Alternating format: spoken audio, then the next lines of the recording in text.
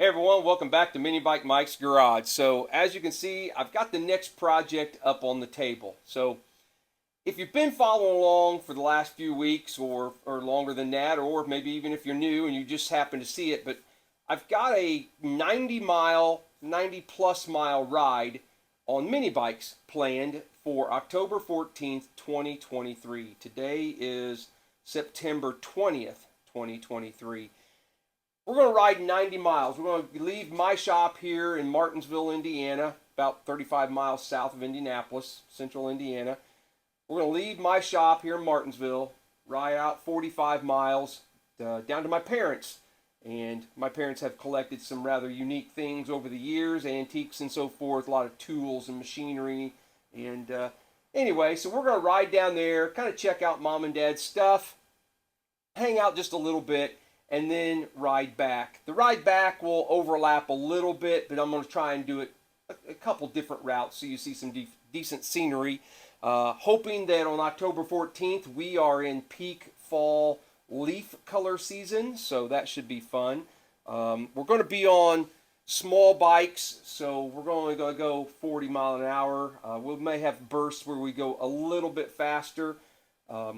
But if you'd like to join, you're more than welcome to. Like I said, Central Indiana. If you need more info, my email is ct70help@gmail.com. Send me an email. Send me an email if you need more info, and send me an email if you think you're planning on coming, just so I kind of know how many numbers we're going to have. Right now, I think we have, maybe 10, 12 guys that are going to do that ride that day. Now, I was trying to think of what bike I wanted to ride, and obviously I've got lots of things to choose from. And originally I was going to ride my 2022 Amigo Rocky, the one that I took out to West Virginia and rode with Ben on that 60-mile backcountry road loop. And it's a great running bike, rides nice, it's comfortable and so forth, but I know that Stuart is coming up from Georgia, and I believe he has an Ice Bear Champion clone. And I know Alex, who's local to me, that we did the video on the H that we put the Lifan bike in, or Lifan engine in. He's going to be on a CT70 bike. So I was like, okay, we got enough CT70-ish type bikes.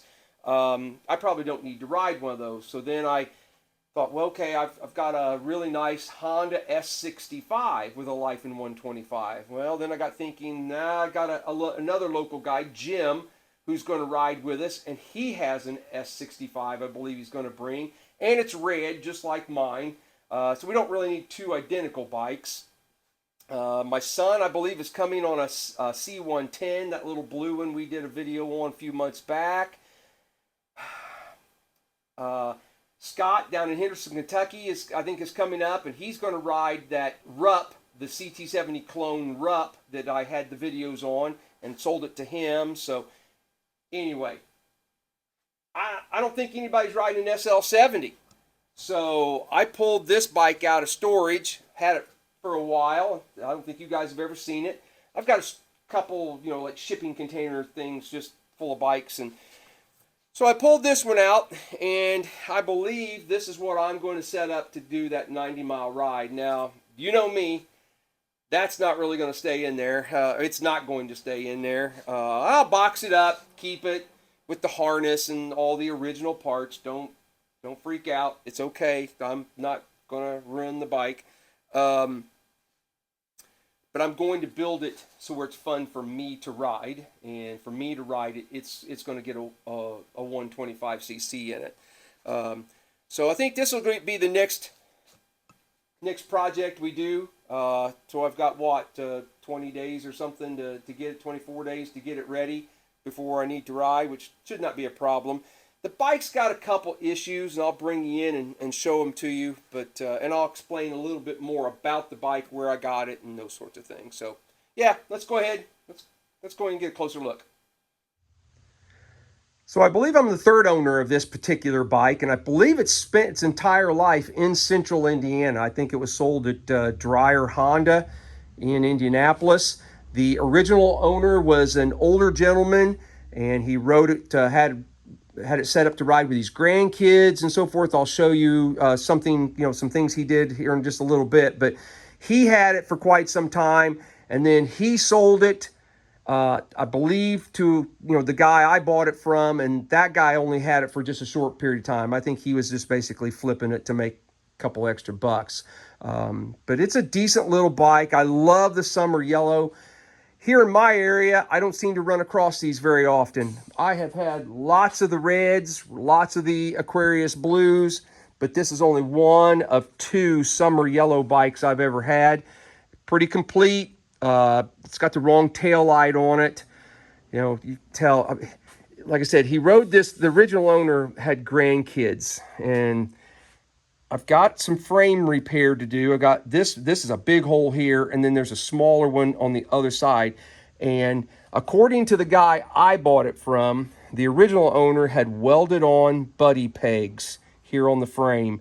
And then the guy I got it from tried to take them off, and he wound up cutting a big hole, kind of messing up the frame. So I've got to fix that. That's one of the things that we have to tackle. In today's video, we're just going to tear this bike completely down, and I'm going to start kind of cleaning it up, and we'll assemble it in the next video. But I love that, all this is just worn off from probably, some kid sitting here in front, riding with grandpa, and, his legs draped over here and his feet on these pegs, and that's pretty awesome. So I'm not going to touch the paint other than clean up, get all this dirt that's been on here for 10 years that it sat in a shipping container. But the exhaust has been patched. That almost looks like a piece of galvanized sheet metal that's been welded in there. I actually think I have a newer, that same style, and I may go with that just to kind of clean it up a little bit. I put the seat on it, if I'm not mistaken, when I got it. So I think I bought it in around 2011 or 2012, and then had it for a couple of years and then put it away and have not touched it since.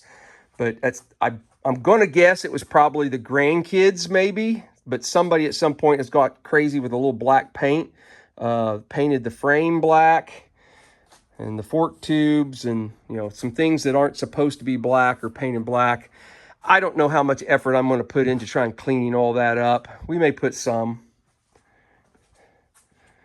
but decent little bike. So, all right, I think I'm going to, well, wait a minute, before we start out, here's my plan. I've got a Lifan 125, nibby carb. Going to go away from the 40 plus something sprocket, go to 33. It's missing a front brake cable off of it and the whole entire front lever. So I've got lever, cable. I got some mirrors. I don't like riding on the street without mirrors. The headlight will be a sealed 6-volt bulb. So I've got a new headlight that we can replace with a 12-volt bulb for the Lifan. We've got the requisite TB515 Trail Buddy harness, the simple harness, and then a new tail light to replace this one. But all right, I think let's tear into this thing. When removing these side cases, be pretty careful with them. This old plastic gets kind of brittle. There's 3 pins that hold them in. There's some rubber grommets that they pop into, but this one looks in pretty good shape. It's not even ever been repaired, or I don't see any cracks or anything in it. So yeah, let's go ahead and we'll jump around the other side and take the other one off. Very fortunate, but the other side is much like the first side. It's never been broken. It's never been repaired. I don't see any cracks or breaks in it. So these will just get cleaned up, get the dust, dirt off them, and we'll just put them right back up on the bike. So I think now we're ready to jump in and get the seat and the tank off of it. The seat's held on by a little clasp thing in the front, and then the top shock mounts here. I've already taken the one on the other side, taking it off. Just kind of spread them out and then Yeah, and you can see that the little catch here on the bottom of the seat catches here to hold it all in place. I went ahead and took the fuel line off already to kind of be prepared. The tank is only held on. It's got this little rubber piece.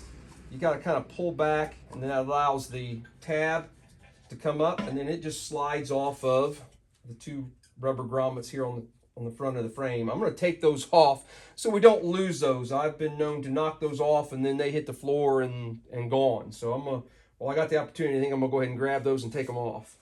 I love how this part of the frame is all still silver. So the kid or whoever painted it didn't even take time to take the seat off or the tank off. They spray painted the frame black with all that on there. Pretty fortunate to still have the original taillight bracket, license plate bracket. Those things, I haven't looked in a while, but the last time I looked for one of those were pretty pricey. They probably cost more now than what I paid for this entire bike. So pretty stoked to have that.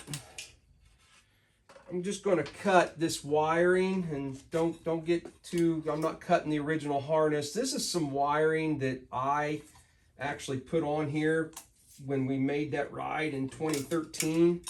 The headlight was working off of the stator and powered by the 6-volt stator, but I was having trouble at that time. I think I've learned a little bit about wiring and so forth since then. But anyway, I wasn't having any luck getting the tail light to work, so I just rigged a 12-volt battery in here and hooked the tail light just straight to that 12-volt battery, the tail light and the brake light, and then I've got a toggle switch I put over on the other side. You might have seen that when I was walking around the bike, and to turn it all on and off. And so it worked until the battery went dead, but yeah, so we'll get all this switched out. And when we put the TB515 harness, it'll do away with all this extra that I had added. So the rear fender is held on by a couple 10mm bolts up here.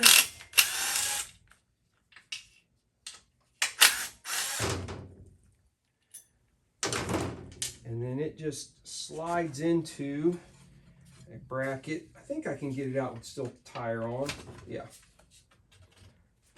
So it just slides into a tab that's welded to the frame and all holds it in place. So, oh, they even got black paint on the overspray on the yellow. We may try to see if we can clean that up a little bit. I'm gonna jump to the front of the bike now and take the headlight and the front fender off just to get the rest of the tins off. I've taken the screw out of the headlight that holds the lens itself, and as you can see, yeah, this is a sealed headlight bulb. It cannot be replaced.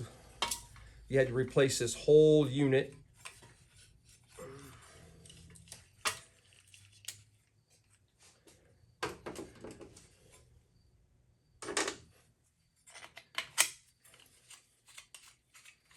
Wow.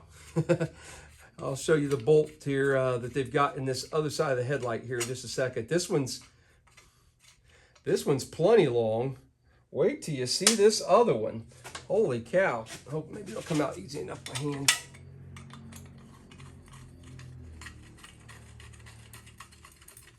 I'm getting there.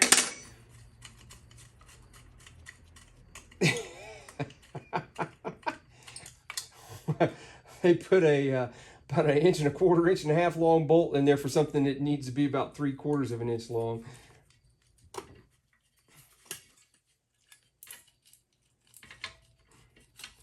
This headlight bucket still has the plastic plug. I don't know what the second hole was for, but it has that plastic plug in there. It still has it in that. That's pretty cool. And I took that off. I loosened up the bolts on the fender. There's 3 here. It's easier to take the fender off. You can't get to the one of the last bolt on the bracket without taking the fender off because it's up underneath. Or I guess maybe you can. It's just a whole heck of a lot easier to do it if the fender's not on there.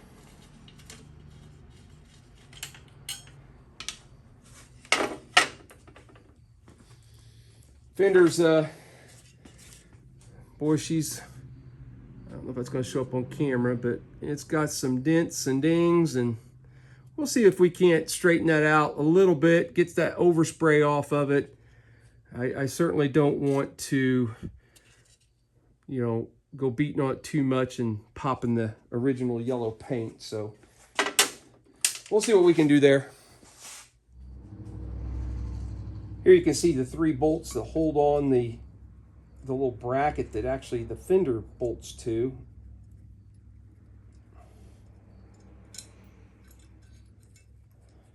Two up front, and then there's the one that's kind of hidden up underneath the fender that bolts directly underneath the center of the steering stem.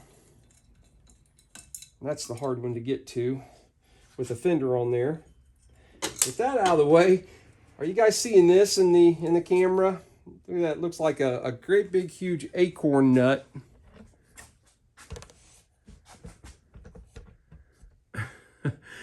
You probably noticed earlier in the video that the tank had dents in the side of the tank, and we're not going to touch those. But those are from, this is called the steering stop. It's not supposed to look like that.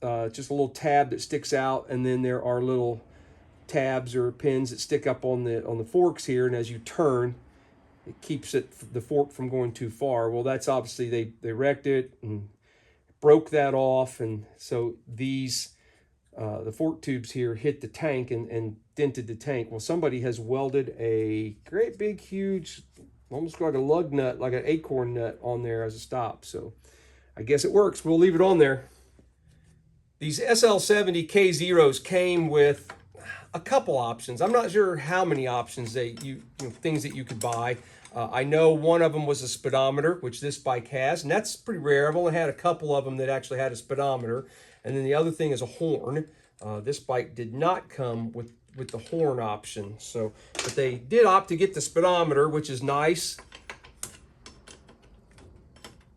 I'm going to just pull out the bolts here and take the whole bracket speedometer. I've already taken it off down at the wheel, so hopefully just take the whole thing off. I've already unplugged all the harness.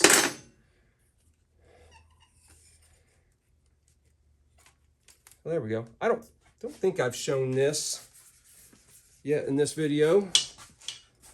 So 60 mile an hour speedometer. It's got 4,810 miles on it. So the engine, if my memory serves right, the engine runs decent, but not as good as what it should. But with 4,800 miles on it, it's been well loved and been well used. So I don't see any evidence that that's been taken apart. None of the bolts or none of the screws, the heads have been jacked with, and you know all the acorn nuts and everything is in the right orientation. I believe the engine is basically untouched. So like I said, we'll box it up, keep it, save it, and maybe one of these days, you never can tell, maybe it will find its way back in this bike. So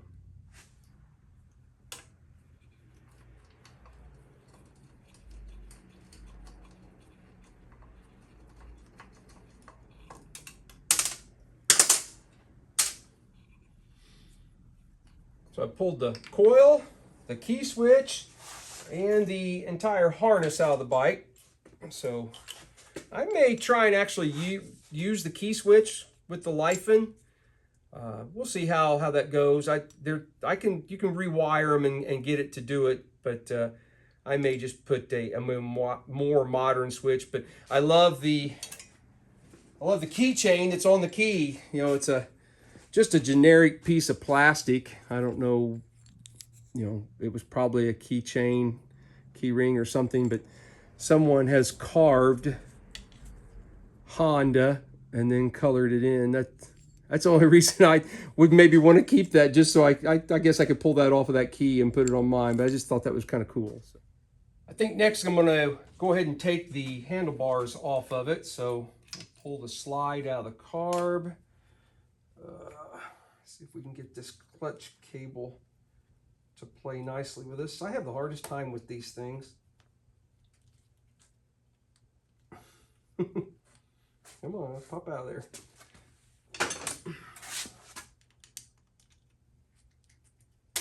There we go. Get that to release. And what's nice is I can reuse this same clutch cable when I put the Lifan in here. I'm putting a Lifan with a manual 4-speed, just like this engine. So, and it's the same front clutch setup. So we'll reuse this clutch cable. I thought maybe about even using the carburetor off of this engine on the Lifan, but I think I'm gonna go with the nibby. Let's see, where's my...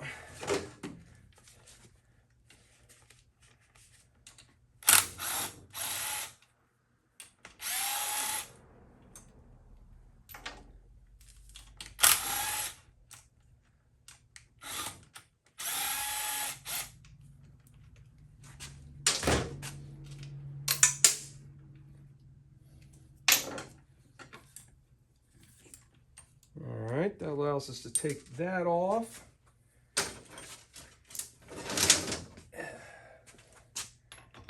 And then this is this big nut here in the middle is a 29 millimeter on a Honda.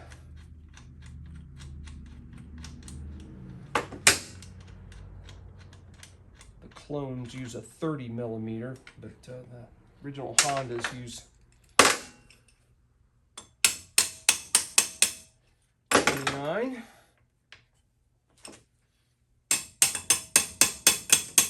Multi-purpose tool. There we go.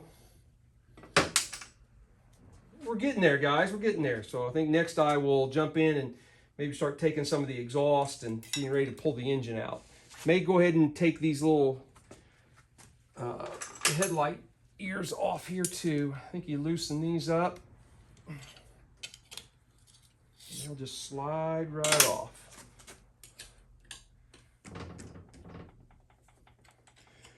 Because I think I'm going to go ahead and pull these fork tubes and see if I can't clean the black paint off of the bottom here and clean the overspray off of the chrome, the forks here. So just trying to make the bike look a little bit nicer.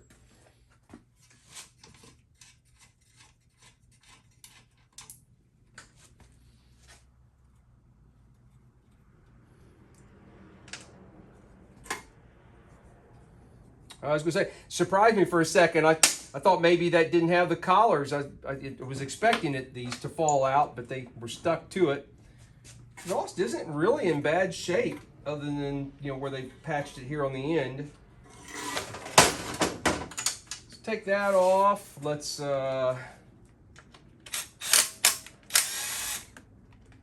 if we can get the carb, the intake, and the breather, the air cleaner assembly off as one.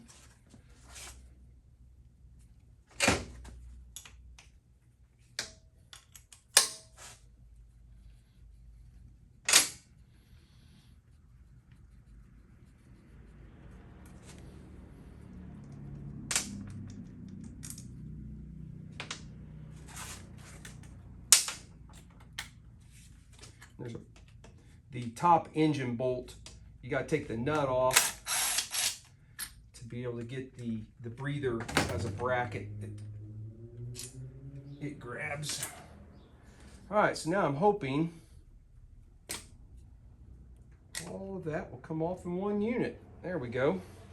Fantastic. This is that switch I was telling you about that I added to be able just to turn on, give power to the brake light and tail light. We're going to utilize, that's the brake switch. We're going to keep that, the original stock one. We'll use that. So, all right, I think we're about ready to take out the bolts underneath and maybe see if we can manhandle that engine out of there. Now, when I do an engine swap on one of these, I like to go ahead and take the brake pedal and get it out of the way. I don't know that it's necessarily a requirement to do it, but the bottom bolt hole for the engine mounting is right behind it. It's hard to get to. Let's see, I've already taken the cotter pin out of the brake rod here, so we're going to release the brake rod. It's a 19 millimeter. Take out this large bolt here. that I'm kind of got you hidden behind the Kickstarter, which I'm just now noticing, did not know this, the Kickstarter has been welded on. If I knew that, I didn't remember that. Yeah, somebody has welded that on. So we're going to pull that bolt. I need to take the spring off of the brake switch.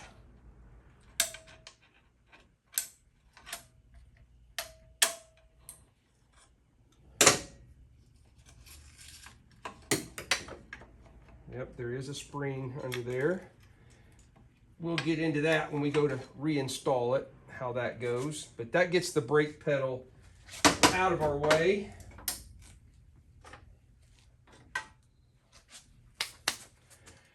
Okay, there is a bracket here on the top that has to come off.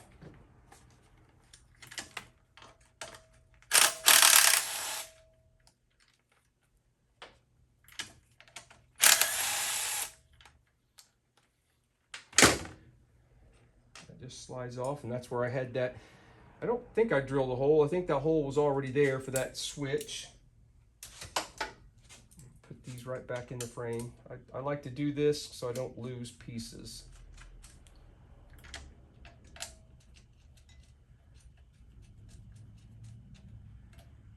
Brake switch out. We'll reuse that. Let's see. We need to get the bolt.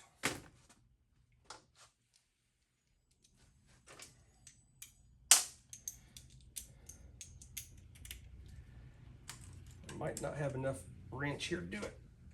Oh, there, pop.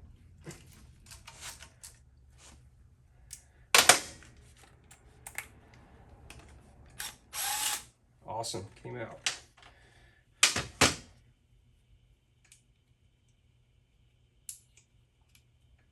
And I was going to try and take the washer off of that so it didn't hang up when I went to take the bolt out. There, it's coming. Maybe. Come off of there. Okay, I think that's everything on this side. We'll go around to the other side. Now, I don't think on the stock 72cc engine that you need to take off any of the head parts. When I go to put the Lifan in, I got to take off some covers here to create enough room to slide it into the frame. I don't think I have to do that with the 72, but we'll find out in just a few minutes. I've already taken out the 2 bolts that were like the foot pegs of a CT70 bolt. They bolt up through the frame, so I've already got that. So, yeah, we need to go to the other side, take chain guard and chain and get that kind of away from it, and then I think we're ready to pull the engine out. On these, on the SL70K0s, the chain guard is held on by the swing arm bolt. Runs through it. So you got to take the nut for the swing arm off. And this particular one has a couple Phillips or JIS screws. These do not look original. They were probably 10 millimeters. I'm not 100% sure on that. Oh, that's a long one.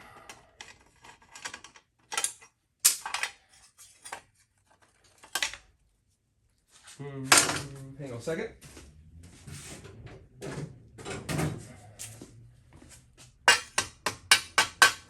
Push that swing arm bolt just back a little bit.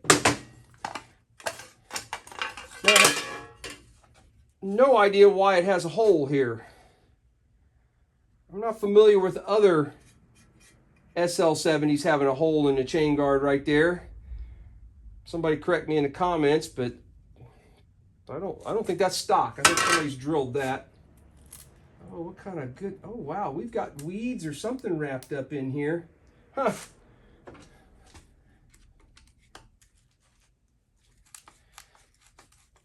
Be curious to get this cover off and see what we got in here.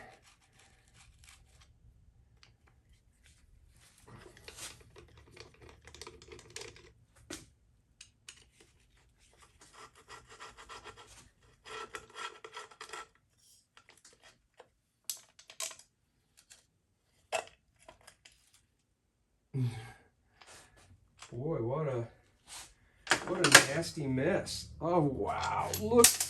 I'm losing the bolts out. Look at the crap that's inside of here. What did I just do with the screwdriver?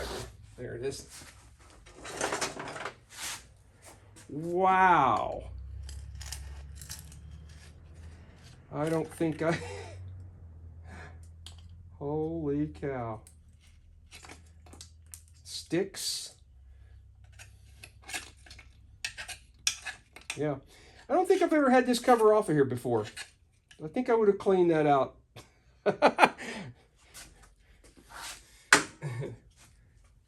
All right, let's go ahead and... Oh, wow. All kinds of nastiness. Let's see if we can get that chain off just by taking the sprocket off.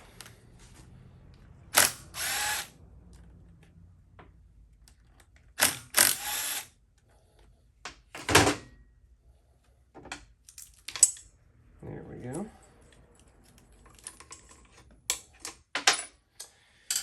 Okay, I think we have the nuts off of... Yeah, the engine is loose. There's the top bolt. There's the bottom bolt. Oh my goodness. Well, there has been some... Wow, there has been some serious... You got to see this. There's been some serious rigging on this.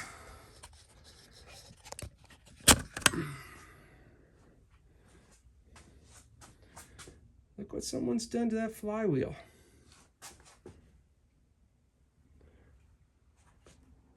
Wow. Oh, shoot. Sorry. I was looking at it, not looking at the camera. Interesting. Oh, well. Well, we're, like I said, we're not using this one anyway. So let's see. Is it the original engine?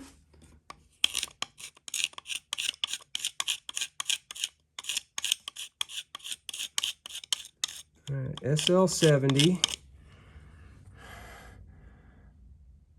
13249 something. 13249. Yeah, I'd say it is 132, and then this is 656. That was 495 or something. So yeah, that's the original engine to the bike.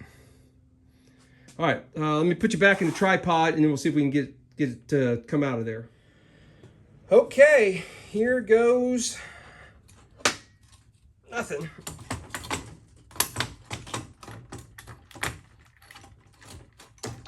Yeah, there we go.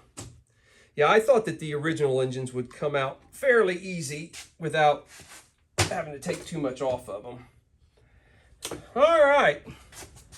I think I'm going to take a minute here and kind of clean up, pick up screws and bolts and things so I know where they all go and get them back in the right spot.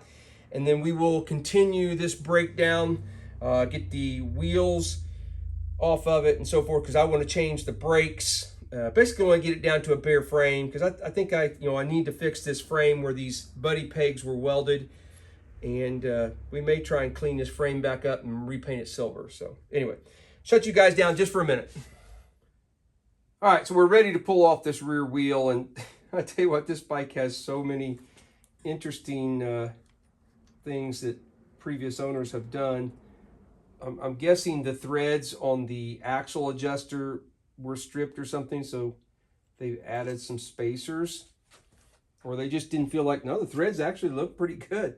Maybe they, but they, we've got 2 nuts and a great big old thick washer. Now, believe me, I've done the same thing. I didn't do it on this bike, but I'm not opposed to that. Just even though I'm laughing at it, definitely not opposed to doing it. Been there, done that.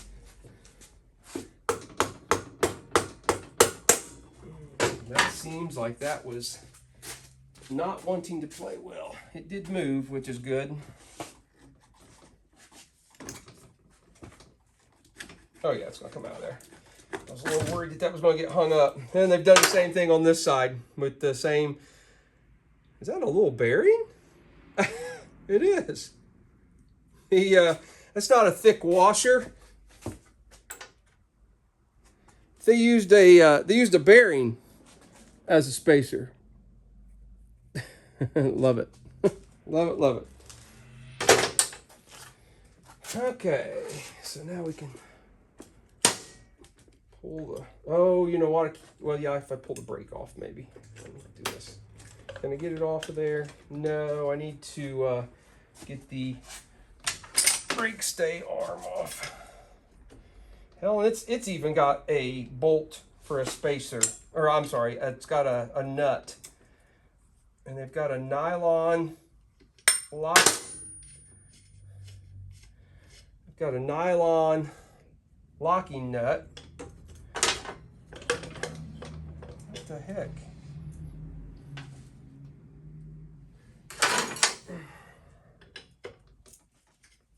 Is that tight on there too? Oh, okay, all right.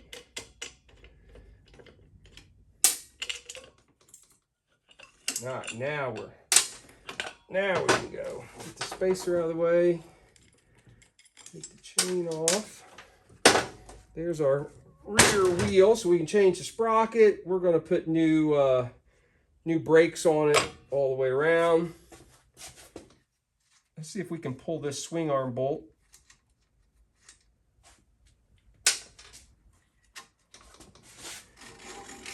So we get the chain and everything off.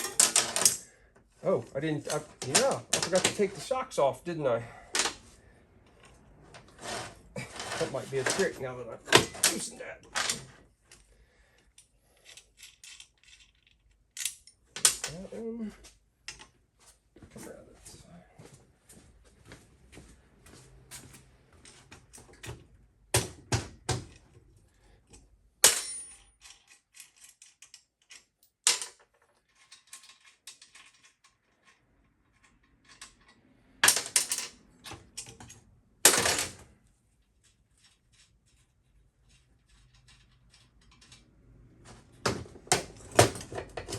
Okay.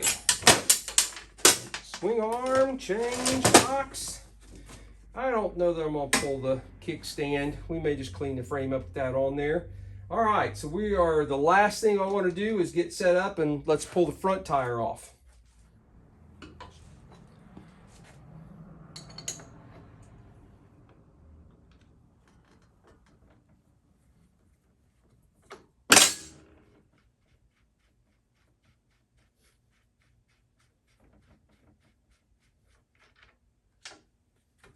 Good thing is both tires seem to hold air well, so we shouldn't have to mess with changing tires, even though they look a little cracked. We're gonna go with them.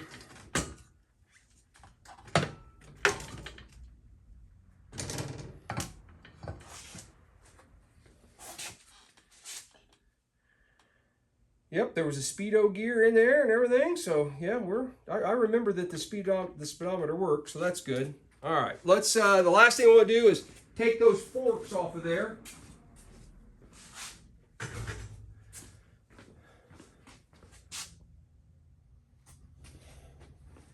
See if we can get these forks out. Oh, this must be a 12.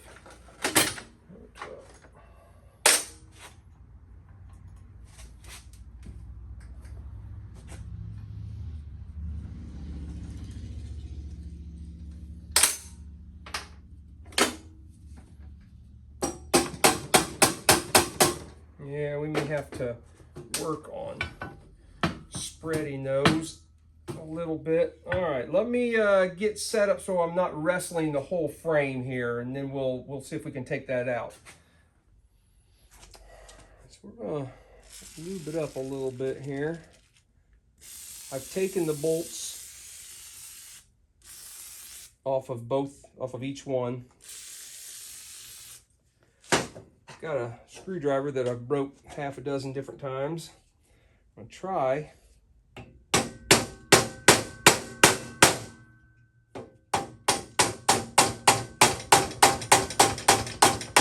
using the screwdriver to see if I can, there's a slot there. I'll show it to you in a second. Just trying to open that slot up.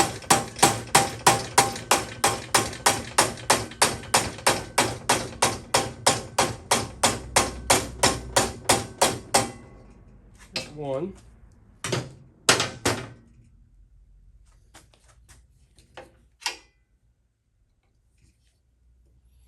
See if we can get the other side to be so lucky.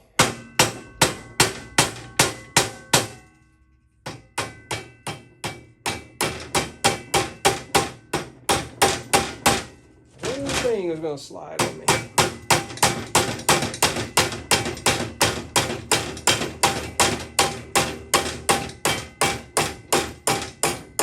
Fantastic. And we'll take those and clean the paint off of the chrome there and off the tubes down here. Get those back down to silver. We may repaint those. But there's, if you don't know what I did there, hang on, let me see if I can get you out of the holder without making too much of a mess here. So the bolt runs through here, which squeezes this and tightens it up on the fork. I just took an old broken screwdriver and jammed it in that slot and tried to open it back up a little bit. All right, guys, I think that's going to wrap up today's video. We got the little SL70K0 all tore down. It took, I don't know, a couple hours, two and a half hours, something like that. I enjoy that process of just walking through and tearing a bike all apart. And I've got all the parts laid out on a bench over here. So I'll spend the next few days cleaning those up and getting them ready to put back together, and clean this frame up, fix a couple of these spots that I showed you that we talked about. But yeah, so anyway, there'll be more videos. Keep an eye on those. So I mentioned it earlier in the video, October 14th, 2023. It's a Saturday. We're going to take a 90-mile ride on small bikes. You are more than welcome to join us if you're seeing this or hear about it. Kickstand's up at 10:30 in the morning. If you want more information, my email was ct70help@gmail.com. A little bit of Mike's story here. I'm going to finish this in this video with a little bit of storytelling for you. So on that day, on that ride, I've mentioned that we're going to go down to my parents' house, and we're going to see basically my idol, my father. I remember being a 15-year-old kid, didn't have my driver's license. I was an athlete in high school, and we lived about 20 plus miles away from town. So I had to be picked up after school, after practice every day, to be taken home, and it was my father. And my father was a mechanic at a scrap yard. He kept all the equipment going in the scrap yard, and so, you know, it was a dirty job. I mean, Mike Rowe would have loved it, you know.